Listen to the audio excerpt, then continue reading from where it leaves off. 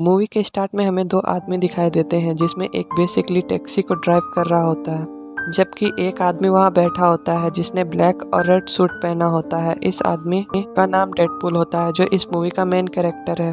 ये taxi driver से बात कर रहा होता है और कहता है कि मैं अपने दुश्मन को ढूंढ रहा हूँ और 1 साल से ज़्यादा का वक्त हो गया है। मैं चाहता हूँ कि मैं जल्द उसे ढूंढ लूँ और ख़त्म कर दूँ। तो टैक्सी ड्राइवर कहता है कि तुम उसे ढूंढ क्यों रहे हो? तो वो कहता है इसीलिए कि मैं अपना बदला पूरा कर सकूं, क्योंकि उसने मेरे फेस का बहुत बुरा हाल कर दिया है। उसने मेरी फेस और बॉडी पर कई एक्सपेरिमेंट किए। वो अपना मास्क उतार कर उसे दिखाता है। बात करते करते जब वो बैक सीट पे देखता है तो उसका गन वाला बैग नहीं होता। वो ड्राइवर से कहता है अरे यार, बैग तो मैं वहीं भूल गया। अब मुझे सिर्फ 2 तलवारों से काम चलाना होगा। उसके पास 2 तलवारें थी और एक गन थी जिसमें 12 बुलेट्स थी। वो कहता है कि मुझे इन्हीं सब से उसे ख़त्म करना होगा। अब टैक्सी ड्राइवर को उसकी बातें काफ़ी अजीब लग रही थी। वो उसे सुन रहा होता है। अब डेडपूल उसी ब्रिज पर उतर जाता है और कुछ पेंटिंग ड्रॉ करने लगता है। वो ऐसे ड्रॉ कर रहा होता है कि वो अपने दुश्मन को कैसे मारने वाला। तभी उसे अपने दुश्मन की गाड़ियाँ नज़र आती है। वो फ़ौरन से कूद जाता है और उसके गन में जितने भी बुलेट्स थे वो उनके साथियों को मारने लगता है। ये सीन काफ़ी मज़ेदार है। उसकी गाड़ियाँ रोल होते हुए गिरती है। यहाँ हमें ये रिवील होता है कि डेडपूल के दुश्मन का नाम फ्रांसिस है। वो काफ़ी बड़ा विलन था, काफ़ी बुरा आदमी था। अब ये खबर पूरी तरह फैल जाती है कि डेडपूल और फ्रांसिस में लड़ाई हो रही है। ये न्यूज़ टीवी पर आ रही होती है। फिर हम घर में एक जायंट आदमी को देखते हैं जो स्टील का बना होता है। उस आदमी को ये न्यूज़ देख के काफ़ी गुस्सा आ रहा होता है। वो टीनेजर लड़की को बुलाता है और डेडपूल से मिलने के लिए जाता है। यहाँ हमें पास्ट का सीन दिखाई जाती है जब डेडपूल एक नॉर्मल इंसान था। वो अभी डेडपूल नहीं बना था और उसका नाम वेट होता है। वो एक बार में जाता है जहाँ उसका दोस्त काम करता था। वहाँ किसी जायंट आदमी की किसी आदमी से लड़ाई हो रही होती है। वेट ये फाइट एंजॉय कर रहा होता है। तभी वेट के पास एक लड़की आती है जिसका नाम वेनेसा होता है। वो वेट से बातें करने लगती है और उसे काफ़ी पसंद करने लगती है। आहिस्ता आहिस्ता उन दोनों में दोस्ती हो जाती है। उनको रहे एक साथ 1 साल हो गया था। एक दिन वेट बेहोश के नीचे गिर जाता है। जब उसे टेस्ट कराया जाता है तो उसे पता चलता है कि उसके ब्रेन, लिवर और लंग्स में कैंसर है। ये सुन के वो काफ़ी डिमोटिवेट हो जाता है। सीन डेडपूल पर शिफ्ट होता है। लड़ते लड़ते फ्रांसिस वहाँ से भाग चुका था कि तभी डेडपूल को आवाज़ आती है कि जैसे फ्रांसिस की बाइक पीछे है और जैसे ही वो पीछे मुड़ के देखता है तो वहाँ वाकई फ्रांसिस की बाइक होती है। डेडपूल अपनी स्वॉर्ड फ्रांसिस के आर पार कर देता है। फ्रांसिस के नाक से बहुत खून आ रहा होता है। वो कहता है कि मैंने आज अपना बदला पूरा किया। तुम ही थे ना जिसने मेरी शक्ल का ये हाल किया। इसी के साथ डेडपूल अपना मास्क उतार कर दिखाता है। फ्रांसिस कहता है ओ अच्छा, तो तुम हो। वो दोनों बात कर ही रहे होते हैं कि तभी पीछे से स्टीलमैन आता है। वो वेट को उठाकर पीछे फेंकता है, जहाँ पर सीन एक बार फिर पास्ट में शिफ्ट होती है। वेनेसा कह रही होती है कि तुम परेशान मत होना, मैं तुम्हारा साथ कभी नहीं छोड़ूंगी। वो कहती है कि हम मिलकर इसका इलाज कराएंगे। तो वेट कहता है नहीं वेनेसा, मैं तुम्हें ऐसी हालत में नहीं देख सकता। वो ऐसा कहकर एक बार में आ जाता है और अपने दोस्त के पास आके बैठता है। तो उसका दोस्त उससे कहता है कि यहाँ एक आदमी तुम्हारा बहुत देर से इंतजार कर रहा है, जाओ मिलो उससे। जब वेट उस आदमी से जाके मिलता है तो वो आदमी कहता है कि मैं जानता हूँ कि तुम्हें एक डिजीज़ है और तुम्हें उसका इलाज भी करवाना है। वो कहता है कि मैं तुम्हारी हेल्प कर सकता हूँ और एक और बात, मैं तुम्हें सुपर पावर भी दे सकता हूँ। वेट उससे कहता है नहीं, मुझे एक नॉर्मल इंसान में ज़िंदगी जीना है और मैं इसमें इंटरेस्टेड नहीं हूँ। सीन दोबारा से प्रेजेंट में आता है और वो स्टीलमैन डेडपूल से कह रहा होता है कि तुम्हारे साथ मसला क्या है, तुम अपने पावर्स का गलत यूज़ क्यों कर रहे हो। डेडपूल स्टीलमैन से कह रहा होता है कि मुझे मत सिखाओ क्या करना है, जिसने मेरा ये हाल किया मुझे उससे बदला ज़रूर लेना है। तभी टीनेजर कहती है पीछे देखो। जब डेडपूल पीछे देखता है तो फ्रांसिस वहाँ से भाग चुका होता है। डेडपूल को इस बात पर काफ़ी गुस्सा आता है और वो स्टीलमैन को मारने लगता है कि अगर तुम मुझे अपनी बातों में ना उलझाते तो वहाँ से नहीं भागता। डेडपूल स्टीलमैन को मारने लगता है लेकिन वो काफ़ी ज़्यादा हार्ड होता है तो डेडपूल की दोनों बाजू टूट जाती है। तभी स्टीलमैन कहता है कि यार तुमने मेरा दिमाग ख़राब कर दिया। वो उसे अपने हाथ में बांधकर कहीं और ले जा रहा होता है। अब डेडपूल काफ़ी अजीब हरकतें करने लगता है। उसे कहने की बजाय कि मेरा हाथ खोल दो, वो अपना हाथ ही काट देता है। उसके हाथ से काफ़ी ज़्यादा ब्लड आने लगता है। कोई नॉर्मल इंसान होता तो मर ही जाता, लेकिन ये सीक्रेट मैं बाद में बताऊंगा कि डेडपूल क्यों नहीं मरा। हाथ काटने के बाद डेडपूल ब्रिज के नीचे जंप लगा देता है और एक गार्बेज वैन में जाके गिरता है। अब यहाँ से सीन दोबारा पास्ट में आता है जब डेडपूल बेहोश हुआ होता है। जब उसकी आँख खुलती है तो वो एक अजीब जगह पर होता है। उसके आसपास 2 लोग होते हैं, एक मेल और एक फीमेल। उसकी बॉडी में कुछ केमिकल इंजेक्ट करते हैं। वो लोग उसकी बॉडी पर तरह तरह के एक्सपेरिमेंट करते हैं और काफ़ी टॉर्चर भी करते हैं।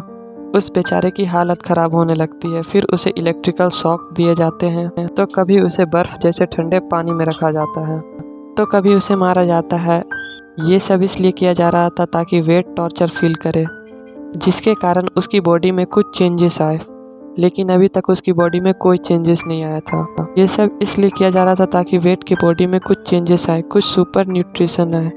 अब वेड को एक बेड पर बांध कर लेटा दिया जाता है। उसके साथ एक और पेशेंट होता है, उसे भी वो लोग टॉर्चर कर रहे थे। वो बताता है कि इस डॉक्टर का नाम फ्रांसिस है, और ये वही फ्रांसिस है जिसके पीछे डेडपूल पड़ा है।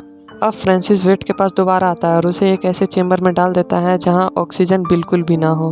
वेड को सांस आना बंद हो जाती है और उसकी बॉडी ऐसी हो जाती है जैसे कोई उसकी बॉडी पर एसिड फेंक दिया हो। फ्रांसिस उससे बातें करने लगता है, लेकिन वेड वहाँ चुप होता है। फ्रांसिस जैसे ही वहाँ से जाता है, वो अपने मुंह से एक मैच स्टिक निकालता है और उसे जला के एक पाइप में फेंक देता है, जो कि सीधा सिलेंडर में जाता था। पाइप आग पकड़ लेता है और पूरी लैब को आग लग जाती है। अब वेड वहाँ से बाहर आ जाता है और फ्रांसिस पर अटैक करने लगता है। फ्रांसिस वेड को काफ़ी हिट करता है। वेड की बॉडी काफ़ी कमज़ोर हो गई थी, इसलिए वो फ्रांसिस से लड़ने नहीं पाता। फ्रांसिस एक रोड उठाता है और वेड के आर पार कर देता है। दूसरी तरफ लैब जल रही होती है और वहाँ की चीज़ें जल जल के नीचे गिर रही होती है। फ्रांसिस तो वहाँ से भाग जाता है, लेकिन वेड वहीं पर होता है। और कुछ घंटे बाद हमें दिखाया जाता है, आग तो थम चुकी थी, लेकिन पूरी बिल्डिंग राख में बदल चुकी थी। बेचारा वेड भी उसी राख के नीचे दबा हुआ था, और जब उसे होश आता है और उस राख से बाहर आता है तो वो काफ़ी हैरान होता है कि मैं अभी तक मरा क्यों नहीं। असल में उसकी बॉडी में काफ़ी ज़्यादा न्यूट्रिशन आ गई थी, जिसके कारण उसकी बॉडी इमॉर्टल हो गई थी। लेकिन उसका बुरा असर ये हुआ था कि उस बेचारे की सारी बॉडी जल चुकी थी। वेड को यहाँ वेनेसा की फिक्र होने लगती है कि वो बेचारी मुझे ढूंढ रही होगी, और जब वो उसके पीछे जाता है, लेकिन रास्ते में सब लोग उसे बहुत बुरी तरह से घूर रहे होते हैं, जैसे वो काफ़ी अजीब दिख रहा हो। लेकिन वेड को तो पता नहीं था कि उसकी शक्ल कैसी दिख रही है, क्योंकि वो वहाँ से डायरेक्ट वेनेसा के पीछे आ चुका था। इतनी देर में वेनेसा बिल्डिंग के अंदर चली जाती है, और बाहर शीशे में जब वेड अपनी शक्ल देखता है तो काफ़ी दुखी हो जाता है और कहता है कि वेनेसा मुझे इस शक्ल में कभी एक्सेप्ट नहीं करेगी। वहाँ से वो सीधा बार में जाता है और अपने दोस्त से कहता है कि देखो उन लोगों ने मेरा क्या हाल किया, अब वेनेसा मुझे कभी नहीं बुलाने वाली। तो उसका दोस्त, वाकई तुम्हारा क्या हाल हुआ, और बार में वो आदमी भी नहीं है जिसने मेरा डिजीज़ को ठीक होने का प्रॉमिस किया था। तो उसका फ्रेंड कहता है तो क्या हुआ, जब वो आदमी नहीं है जो तुम्हारा डिजीज़ ठीक कर सकता है, लेकिन वो आदमी तो है जो तुम्हारा फेस ठीक कर सकता है। तुम उसे ढूंढो, वो तो यही समझ रहा है कि तुम मर चुके हो और तुम में कोई सुपर पावर नहीं आई जो वहाँ से तुम्हें छोड़कर चला गया। तो तुम मेरे भाई एक काम करो, अपने लिए एक मास्क सूट तैयार करो, जिससे किसी को पता नहीं चल पाए कि तुम हो और तुम जिंदा भी हो, और तुम उसे आसानी से ढूंढ पाओगे और उस पर अटैक कर देना। मैं तुम्हारा नाम डेडपूल रखता हूँ। यहाँ से वेड का नाम डेडपूल पड़ जाता है। वो अपने घर जाता है और वाइट कपड़े से अपने लिए एक मास्क तैयार करता है। यहाँ से उसकी जर्नी स्टार्ट हो जाती है फ्रांसिस को ढूंढने की। अब फ्रांसिस को ढूंढते ढूंढते 1 साल हो चुका था। अब बीच में उसे ना ढूंढ पाता तो उसके आदमी को मारने लगता। अब वो वक्त भी आता है जब वो अपने लिए एक ब्लैक और रेड कलर का सूट तैयार करता है, डेडपूल सूट। अब फाइनली वो दिन आ जाता है जहाँ डेडपूल को पता चल जाता है कि फ्रांसिस उसे कहाँ मिलेगा। डेडपूल को वो भी आदमी मिल जाता है जिसने उसे कहा था कि मैं तुम्हारे डिजीज़ ठीक कर दूंगा। डेडपूल फौरन समझ जाता है कि इसका फ्रांसिस से कोई ना कोई कनेक्शन जरूर होगा। वो आदमी फ्रांसिस का पता डेडपूल को बता देता है। अब सीन वहीं पर शिफ्ट हो जाता है जहां मूवी के स्टार्टिंग में दिखाया गया कि डेडपूल टैक्सी ड्राइवर के साथ कहीं जा रहा होता है। अब पास्ट और प्रेजेंट के सीन मर्ज हो जाते हैं और रियल स्टोरी यहीं से स्टार्ट होती है जब डेडपूल जंग ट्रक में गिर चुका था। अब डेडपूल को होश आ जाती है। जहाँ पर डेडपूल रुकता है वो देखकर काफ़ी हैरान हो जाता है, क्योंकि वो वही बूढ़ी औरत का घर था जो उसके साथ लॉन्ड्री में आया करती थी। जब वो अपने कपड़े धोने आया करता था, उसी बूढ़ी औरत ने उसे सजेशन दिया था कि तुम अपना सूट ब्लैक और रेड कलर में तैयार करना। बूढ़ी औरत ब्लाइंड होती है, इसलिए वो वेड की शक्ल नहीं देख पाती, लेकिन वेड बूढ़ी औरत को सब कुछ बता देता है कि मेरे साथ क्या क्या हुआ। और यहाँ हमें ये भी रिवील होता है कि डेडपूल का जब कोई बॉडी पार्ट कट जाए तो वो दोबारा से हील कर जाता है। ये उसकी सुपर पावर होती है, सुपर एबिलिटीज होती है। तो वो बूढ़ी औरत से कहता है कि क्या मैं यहाँ रुक सकता हूँ जब तक मेरा हाथ नहीं आ जाता, क्योंकि उसके बाद मुझे फ्रांसिस को ढूंढना है। अब फ्रांसिस को उसी फीमेल फ्रेंड के साथ देखते हैं जिसके साथ मिल के उसने उसके बॉडी में कुछ केमिकल इंजेक्ट किया था। वो दोनों सीधा वेड के फ्रेंड के वार में जाते हैं और उससे पूछते हैं कहाँ है वेड। वो कहता है कि मैं नहीं जानता। तभी फ्रांसिस की दोस्त को वेट और वेनेसा की पिक्चर मिलती है तो वो फ्रांसिस से कहता है कि मैं इसे जानता हूँ। अब वेट तक पहुँचना मेरे लिए आसान है। उन लोगों के जाते ही वेट का फ्रेंड वेट को फ़ोन करके सब कुछ बताता है। वेट काफ़ी परेशान हो जाता है और उस जगह जाता है जहाँ वेनेसा काम किया करती थी। वहाँ पर जाकर वो सब लोगों से पूछने लगता है कि क्या आपने वेनेसा को देखा है। लेकिन जब वेनेसा उसे खुद नजर आती है तो उसमें करेज ही नहीं होता कि उससे बात कर सके, क्योंकि उसे वो ये लग रहा था कि वेनेसा उसका फेस देखकर उसे डर जाएगी। तो वो वॉशरूम चला जाता है। इतनी देर में वो वेनेसा को बताता है कि कोई आपको ढूंढ रहा था। वेनेसा समझती है कि वेट आए। वो काफ़ी एक्साइटेड होकर बाहर जाती है, लेकिन उसे फ्रांसिस और उसके आदमी किडनैप कर लेते हैं। जब डेडपुल डरता डरता बार में आता है कि वो वेनेसा से बात कर सके, लेकिन वो उसे वेनेसा कहीं नहीं नजर आती। उसे एक टेक्स्ट रिसीव होता है जो कि फ्रांसिस का था। फ्रांसिस का दूसरा नाम होता है जो कि एंट्रिक्स होता है। इसी नाम से उसने टेक्स्ट किया होता है और वो कहता है कि अगर तुम चाहते हो कि वेनेसा मिले तो तुम मेरे पास फौरन आ जाओ। डेडपुल घर जाता है और सारे वेपन्स को ले लेता है। वो स्टील मैन और टीनेजर लड़की को भी साथ रख लेता है। अब वही टैक्सी पकड़ता है जिसमें ये लोग पहले भी जा रहा था। अब वो लोग उस जगह पहुंच जाते हैं, लेकिन डेडपुल अब फिर अपना गन वाला बैग उसी टैक्सी में भूल जाता है। डेडपुल कहता है यार अब मेरे पास तो सिर्फ शॉर्ट है, क्या मैं शॉर्ट से ही लड़ूंगा। तभी वहाँ फ्रांसिस के आदमी आ जाते हैं और ऊपर फ्रांसिस और उसकी दोस्त खड़े होते हैं। फ्रांसिस की दोस्त आकर उनसे फाइट करने लगती है। स्टील मैन बड़े बड़े टायर्स उठाकर फ्रांसिस के साथियों पर फेंकने लगता है। तीनों काफ़ी अच्छे से फाइट कर रहे होते हैं। जब डेडपुल देखता है कि उसके साथी फ्रांसिस के आदमियों को रोके रखे हैं तो इसका फ़ायदा उठाकर वो फ्रांसिस के पास चला जाता है।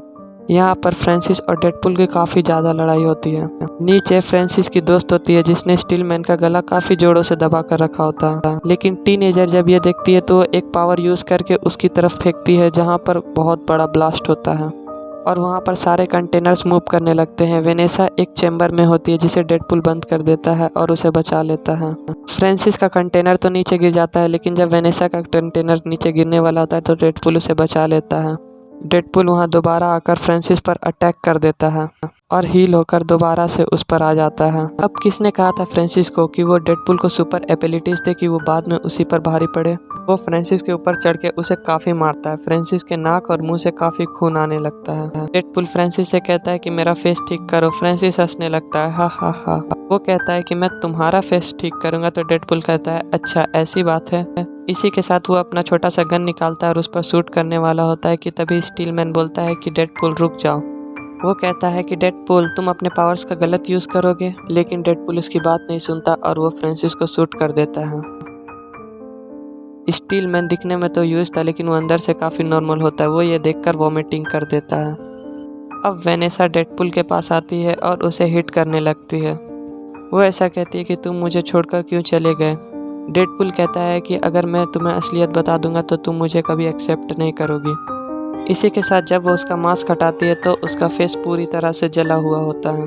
ये देखकर वेनेसा कहती है कि इसमें बुरा क्या है, तुम्हारे आँख नाक कान मुंह सब तो ठीक ही हैं, बस स्किन का इशू है जो सबको होता है और हर किसी की स्किन वैसे भी फ्लूलेस नहीं होती और मुझे जल्द ही इसकी आदत हो जाएगी, लेकिन मैं तुम्हें छोड़ कर नहीं जाने वाली। वो दोनों काफ़ी खुश होते हैं और दोबारा से सुलह कर लेते हैं और यहाँ मूवी एंड हो जाती है।